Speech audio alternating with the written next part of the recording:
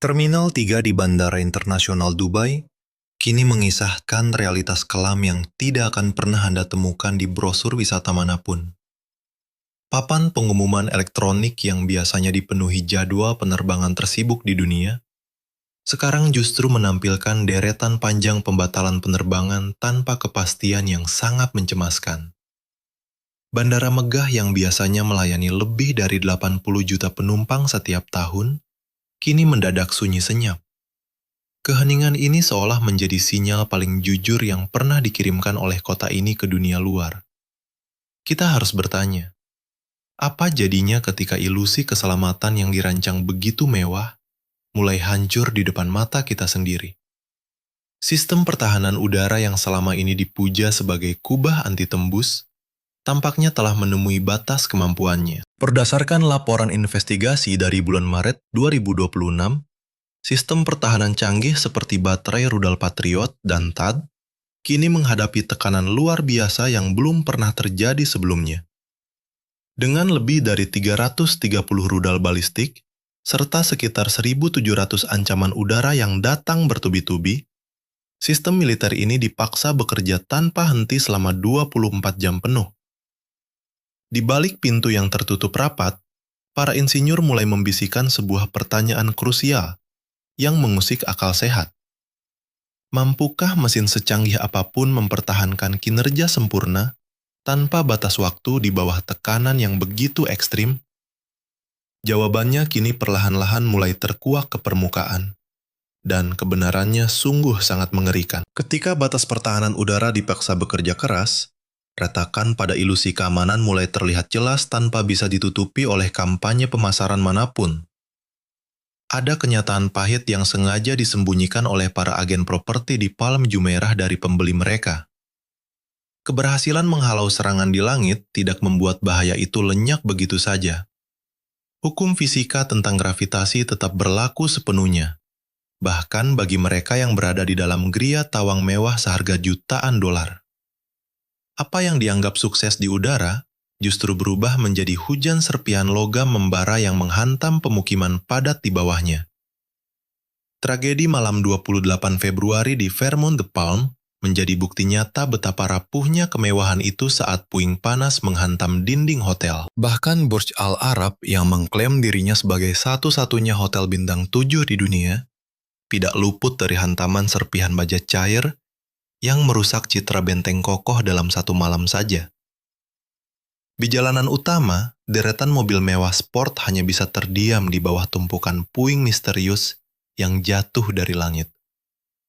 Saat Anda memegang segelas minuman sambil melihat rudal melintas di luar jendela kamar, definisi liburan mewah tentu harus segera diubah total.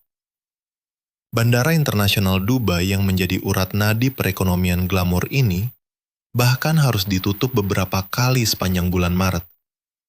Maskapai besar seperti Lufthansa dan KLM akhirnya memilih mengutamakan keselamatan penumpang daripada terus mempertahankan rute penerbangan menuju zona konflik yang membara ini. Dampak langsungnya adalah gelombang eksodus yang sunyi namun sangat terasa nyata bagi industri wisata mereka.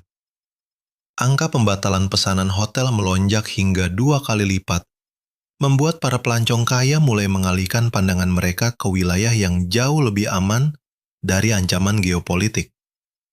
Destinasi di Eropa Selatan dan wilayah pesisir Asia Tenggara kini kebanjiran turis kelas atas, menawarkan kemewahan murni tanpa dihantui ketakutan akan kejatuhan puing rudal dari langit.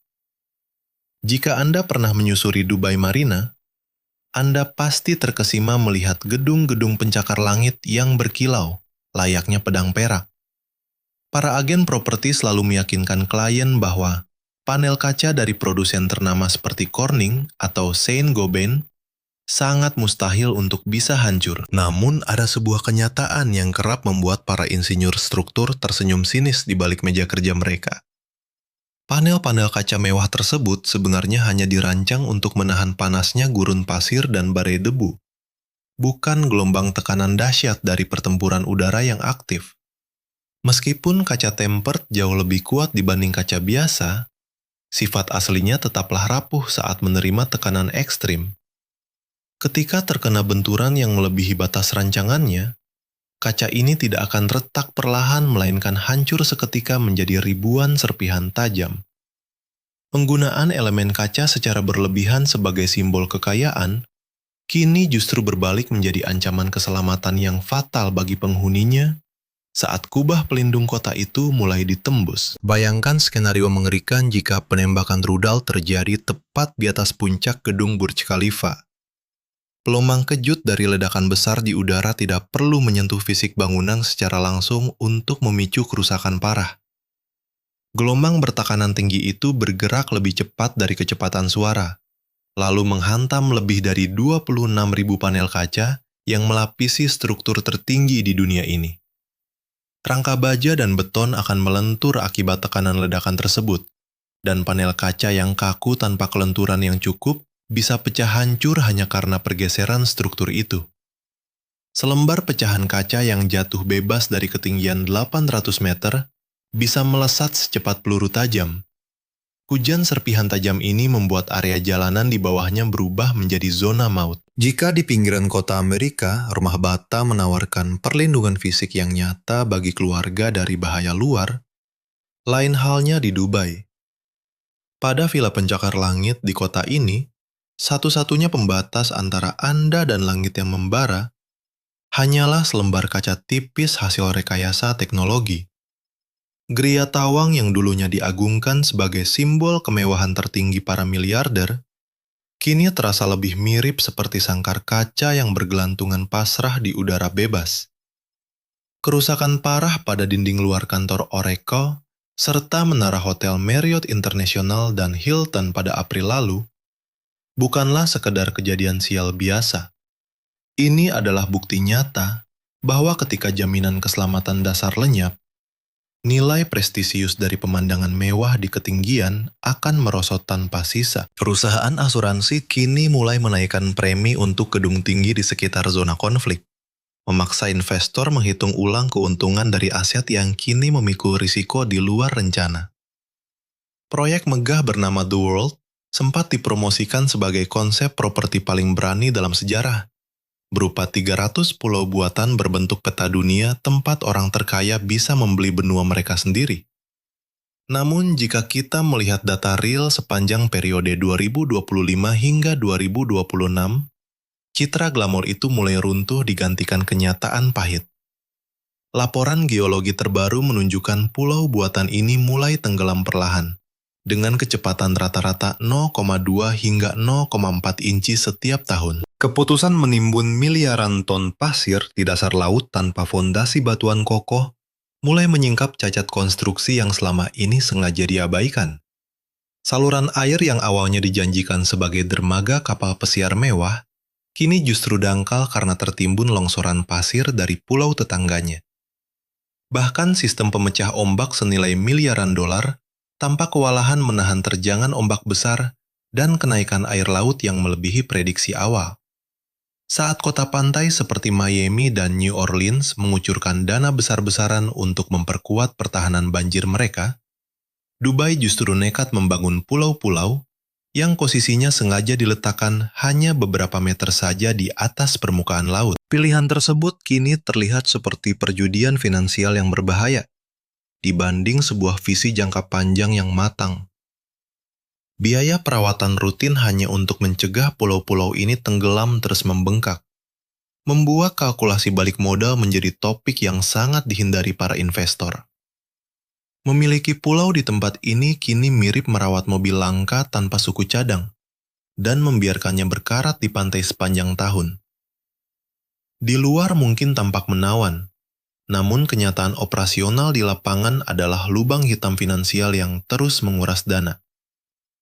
Bagi pengamat yang jeli melihat skema keuangan tidak sehat, proyek ini menunjukkan tanda kegagalan sistemik yang mengandalkan janji indah demi menutupi beban utang lama. Warisan akhir dari proyek megah ini tampaknya bukanlah hunian elit atau tempat pesta mewah para pesohor dunia. Tempat ini kemungkinan besar akan berakhir menjadi terumbu karang buatan termahal di dunia, perlahan tenggelam di telan samudra yang tidak pernah benar-benar bisa mereka taklukkan. Sementara sertifikat kepemilikan tersimpan rapi di laci kantor, Anda dan saya bisa melihat bagaimana alam sedang bekerja merebut kembali wilayahnya. Ingatlah bahwa Dubai tidak memiliki sungai alami maupun danau tawar. Pasokan air tanah mereka pun sudah habis sejak lama. Sekitar 99% air bersih di sini disuplai dari instalasi desalinasi raksasa di Jebel Ali yang menyaring air laut agar bisa dikonsumsi oleh warganya. Proses mengubah air asin menjadi air tawar membutuhkan sistem filtrasi osmosis balik yang sangat boros energi dan harus dioperasikan tanpa henti dalam skala industri raksasa. Hal ini sama saja seperti menghidupi seluruh kota besar menggunakan teko air raksasa berbahan bakar minyak dan gas, di mana kemewahan yang tampak di permukaan hanyalah kedok tipis yang menyembunyikan ketergantungan energi yang sangat rentan. Kerentanan sistem ini begitu fatal, sehingga satu gangguan terarah saja bisa melumpuhkan seluruh denyut kehidupan kota ini dalam sekejap mata. Pertanyaan berikutnya bukanlah sekedar teori kosong di atas kertas belaka. Apa yang akan terjadi jika beberapa drone bersenjata berhasil menghancurkan gardu listrik utama di kompleks Jebel Ali? Jawabannya sungguh sangat mengerikan. Pernahkah Anda membayangkan bahwa cadangan air darurat di Dubai hanya mampu bertahan sekitar 48 hingga 72 jam? Sebagai jurnalis, saya menemukan ironi yang nyata. Kota yang menimbun emas melimpah ini hanya sanggup menyimpan air kurang dari 3 hari. Skenario terburuknya bahkan belum menghitung ancaman tumpahan minyak di Selat Hormuz yang bisa merusak membran osmosis terbalik seketika. Bagi warga di dekat Danau Besar Michigan, krisis air secepat ini mungkin terdengar fiktif. Namun di Dubai, alam tidak memberi ampun. Hanya dalam 12 jam setelah listrik padam total, tekanan air di gedung pencakar langit akan lenyap, mengubah geria tawang mewah jutaan dolar menjadi ruang pengap yang mencekik seketika. Ketika krisis memasuki jam ke-24, sebotol air di supermarket akan jauh lebih berharga daripada perhiasan mewah di etalase Tiffany & Company.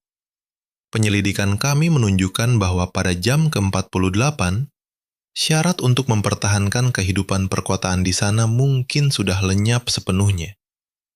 Kerentanan air ini kian diperparah oleh ketergantungan pangan yang sangat ekstrim, di mana sekitar 90% pasokan makanan Dubai harus diimpor dari luar negeri. Gurun pasir di sana memang mengizinkan gedung-gedung pencakar langit menjulang tinggi. Namun tanahnya menolak menumbuhkan gandum atau sayuran dalam skala yang berarti. Akibatnya, setiap bahan makanan segar hingga potongan daging premium harus menempuh perjalanan ribuan mil sebelum akhirnya bisa disajikan di atas meja makan kota ini. Lumpuhnya pelabuhan seperti Port Rashid akan membuat Dubai gagal memberi makan warganya bahkan untuk 1 minggu saja. Model pasokan tepat waktu yang dipuji sebagai efisiensi modern justru menjadi barisan domino rapuh di tengah konflik. Butuh satu gangguan saja untuk runtuh total. Saat Selat Hormuz membara karena ketegangan militer, perusahaan asuransi seperti Lloyd's of London enggan menjamin kapal kontainer, membuat premi risiko perang melonjak drastis, hingga pengiriman makanan rutin berubah menjadi beban investasi berat. Ketika ruang udara ditutup bersamaan, rak supermarket premium akan kosong dengan kecepatan luar biasa, yang tidak akan bisa diselamatkan oleh tumpukan uang sebanyak apapun. Sementara wilayah pertanian seperti Iowa memiliki ketahanan pangan mandiri, Dubai justru berada di ujung tanduk saat pasokan menyusut. Di sini, harga pangan pokok bisa melonjak hingga 10 atau 20 kali lipat, mengubah nutrisi harian menjadi kemewahan bagi segelintir orang. Sekitar 90% populasi Dubai adalah warga asing, sedangkan warga lokal Emirati hanya 10% saja. Mulai dari insinyur filtrasi air di Jebel Ali, hingga staf hotel seperti Marriott International dan Hyatt, kota ini digerakkan oleh tenaga kerja impor. Dubai sungguh menyerupai mobil sport super cepat yang kap mesinnya tidak pernah dibuka sama sekali oleh pemiliknya sendiri. Seluruh fungsi teknis dan keahlian operasional di Dubai diserahkan kepada pihak luar. Mulai dari pekerja India, Pakistan, Filipina, hingga spesialis barat berstatus kontrak jangka pendek. Sistem yang dijalankan oleh mereka yang tidak memiliki ikatan sejarah dengan tanah ini mirip dengan dinding penyangga dari bahan sementara yang tidak dirancang untuk menetap. Begitu situasi memburuk, seluruh komponen penopang itu akan pergi. Pada April 2026, saat kedutaan asing merilis peringatan keamanan tingkat merah, pekerja ini langsung mengambil keputusan cepat. Gaji tinggi dan kemewahan bebas pajak kehilangan maknanya ketika sirine serangan udara mulai meraung setiap hari. Proses eksodus tersebut berlangsung sunyi, teratur, dan bagi banyak orang, hal ini sebenarnya sudah lama diduga akan terjadi. Pertanyaan-pertanyaan yang muncul setelah kepergian mereka sungguh tidak memiliki jawaban yang melegakan. Saat para teknisi listrik dan mesin pergi, siapa yang akan merawat infrastruktur pendingin ruangan raksasa agar gedung tidak berubah menjadi oven raksasa bersuhu 120 derajat? Siapa yang mengoperasikan pembangkit listrik cadangan ketika jaringan nasional mulai tidak stabil? Siapa yang mengurus ribuan ton sampah kota setiap hari ketika layanan sanitasi lenyap bersama penerbangan evakuasi? Para miliarder kini terjebak di geria tawang jutaan dolar mereka, tanpa teknisi lift, kru kebersihan, atau bahkan petugas keamanan yang tersisa di pos mereka. Pengalaman bintang 7 yang ditawarkan tempat megah seperti Burj Al Arab dan Atlantis The Palm langsung berubah menjadi cangkang beton mahal saat fondasi tenaga kerja di baliknya runtuh. Bagi siapapun yang memahami manajemen operasional rumit, risiko sistemis akibat mengalidayakan fungsi penting kepada pekerja kontrak jangka pendek kini nyata terjadi di depan mata kita. Kota yang tidak dibangun di atas rasa patriotisme atau ikatan generasi, melainkan dari kontrak kerja berkala, akan retak saat arus kas dan keselamatan fisik mulai terancam.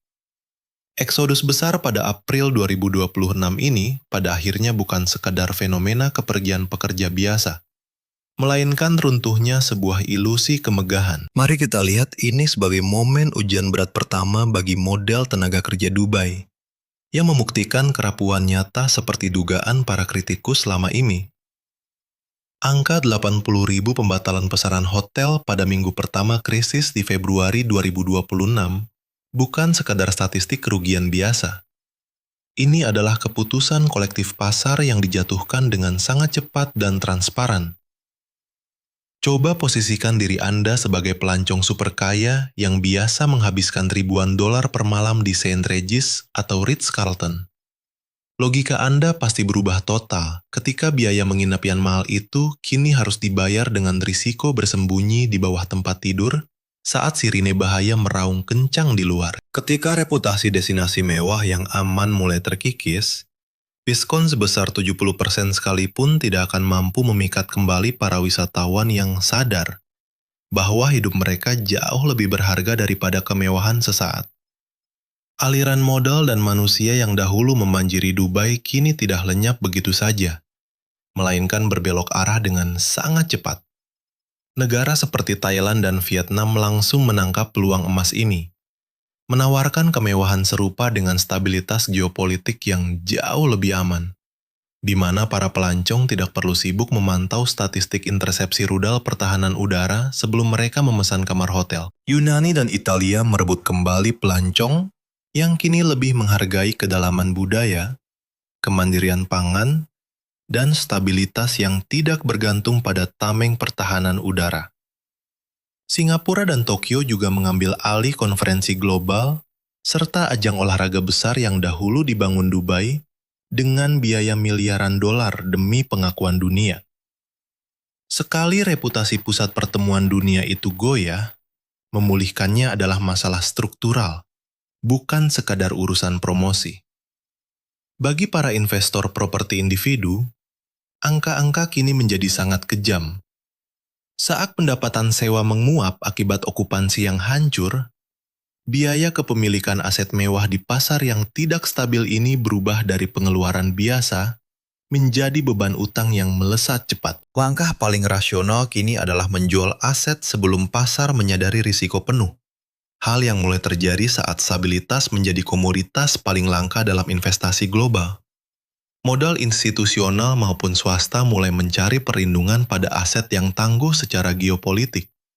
Dubai dahulu memoles citranya lewat klaim bahwa teknologi mereka mampu menaklukkan segala keterbatasan alam serta ekonomi.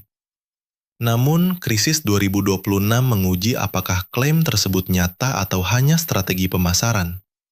Di Dubai, pendingin ruangan bukanlah sekedar fasilitas, melainkan alat penopang hidup yang krusial. Dan perbedaan mendasar ini jauh lebih penting dari penghargaan arsitektur apapun. Mari kita analisis apa yang terjadi pada gedung pencakar langit berlapis kaca saat pembangkit listrik pusat mati total. Atau saat sistem kendali pintar becutan Honeywell lumpuh akibat tidak adanya suku cadang dari Amerika Serikat. Dalam hitungan jam setelah pendingin mati, bangunan megah ini akan langsung berbalik fungsi menjadi perangkap mematikan. Permukaan kaca yang awalnya dirancang untuk memamerkan kemewahan, kini justru menyerap radiasi matahari dengan sangat masif, menciptakan efek rumah kaca terbalik yang mendongkrak suhu dalam ruangan hingga mencapai 140 sampai 158 derajat Fahrenheit. Pada suhu ekstrim ini, perabotan kulit mewah asal Italia pun mulai melengkung dan rusak parah. Lantai kayu kis angkawangka yang diimpor langsung dari Amazon akan melengkung dan pecah. Sementara karya seni bernilai jutaan dolar mulai hancur secara permanen. Akumulasi kemewahan selama puluhan tahun ternyata hanya membutuhkan satu sore yang terik untuk berubah menjadi puing tak berharga. Hukum fisika sama sekali tidak mau bernegosiasi dengan ambisi arsitektural manusia. Pemuaian panas yang tidak merata antara rangka baja, inti beton, dan fasad kaca akibat siklus suhu gurun yang ekstrim memicu stres mekanis yang menumpuk diam-diam di dalam struktur bangunan. Saat silen silikon dan gasket karet yang menjaga kerapatan udara hancur akibat radiasi ultraviolet, pertahanan gedung pencakar langit ini pun runtuh perlahan dari dalam. Sebagai jurnalis yang mengamati dari dekat, saya melihat bagaimana pasir gurun perlahan menghancurkan kota ini. Pasir di sini sangat berbeda dengan butiran kasar di pantai Florida. Ini adalah debu mikro super halus dan abrasif yang mampu menyusup ke dalam sistem mekanis melalui celah mikroskopis yang tidak kasat mata. Tanpa tekanan udara positif dari ventilasi yang terus menyala, partikel tajam ini menyusup ke pusat data dan panel kendali lift buatan Siemens, merusak komponen presisi tinggi yang tidak dirancang untuk udara gurun kotor. Menara-menara paling cerdas di dunia kini berubah menjadi kotak mati tak berfungsi. Bahkan untuk membuka pintu elektronik pun, menjadi tantangan teknik yang mustahil dipecahkan. Jalan raya megah seperti Sheikh Zayed Road, tanpa pemeliharaan konstan manusia untuk menghalau gurun, akan segera lenyap di bawah gunungan pasir dalam hitungan bulan, menciptakan Pompei modern yang jauh lebih panas tanpa romansa sejarah. Burj Khalifa mungkin tetap berdiri kokoh setelah kru pemelihara terakhir pergi, tetapi bukan sebagai keajaiban dunia, melainkan sebagai sebuah kerangka mati. Menara itu menjadi bukti fisik dari era ketika ambisi manusia merasa bahwa timbunan modal raksasa sanggup mengalahkan hukum alam yang mutlak. Kehancuran ekonomi pariwisata Dubai pada tahun 2026 bukanlah sekadar kisah klise tentang sebuah kota metropolis yang kehabisan uang. Dari dokumen-dokumen yang saya kumpulkan, ini adalah kisah tentang kota yang kerentanan dasarnya selalu ada, selalu tercatat, tetapi sengaja ditutupi oleh mesin propaganda yang begitu masif. Dubai tidak memiliki pasokan air alami, tidak ada produksi pangan domestik, dan bergantung pada pekerja asing tanpa ikatan generasi dengan tanah ini. Menara kaca dirancang demi estetika semata di wilayah yang kini penuh ketidakstabilan. Sementara itu, pulau-pulau buatan perlahan tenggelam ke dalam samudra yang tak pernah benar-benar bisa mereka kuasai. Sistem pertahanan udara bekerja melampaui kapasitas demi melindungi kota yang diklaim sebagai destinasi mewah paling aman di dunia.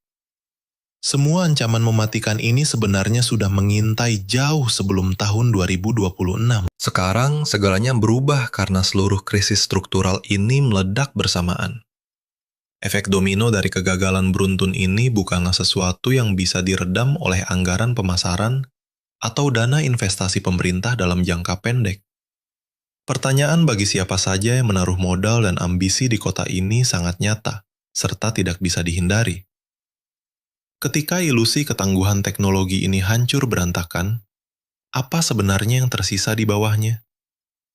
Jawaban yang hadir pada tahun 2026 bukanlah kemunduran sementara yang akan pulih, melainkan penilaian ulang permanen tentang esensi Dubai. Kota ini bukanlah penakluk gurun, melainkan tempat yang hanya menunda konfrontasinya dengan alam agar dunia percaya bahwa badai tidak akan pernah datang. Mari kita renungkan kenyataan pahit ini bersama-sama. Pasir gurun itu akan selalu bergerak dinamis. Air bersih di sana selalu terbatas. Dan para pekerja migran selalu siap pergi saat peringatan keamanan pertama berbunyi. Sebagai penyelidik, saya melihat bahwa terkadang pelajaran paling mahal yang harus dibayar oleh suatu peradaban adalah penemuan terlambat bahwa fondasi mereka tidak pernah sekuat kemegahan struktur yang berdiri di atasnya. Kebenaran yang tertimbun di bawah kemilau kaca-kaca pencakar langit kini mulai menampakkan wajah aslinya yang rapuh dan menakutkan. Membuktikan bahwa kesombongan manusia di hadapan hukum alam pada akhirnya harus dibayar dengan harga yang sangat mahal.